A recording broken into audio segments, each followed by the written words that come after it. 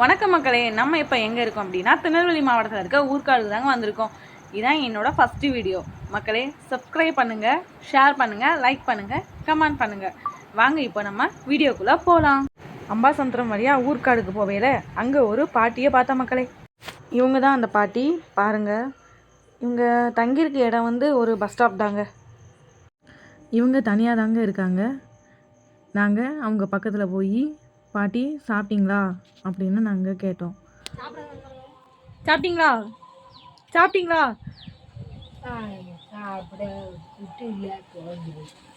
உடனே நாங்கள் அங்கேருந்து கிளம்பி அந்த பாட்டிக்கு சாப்பாடு வாங்கிறதுக்காக போனோங்க.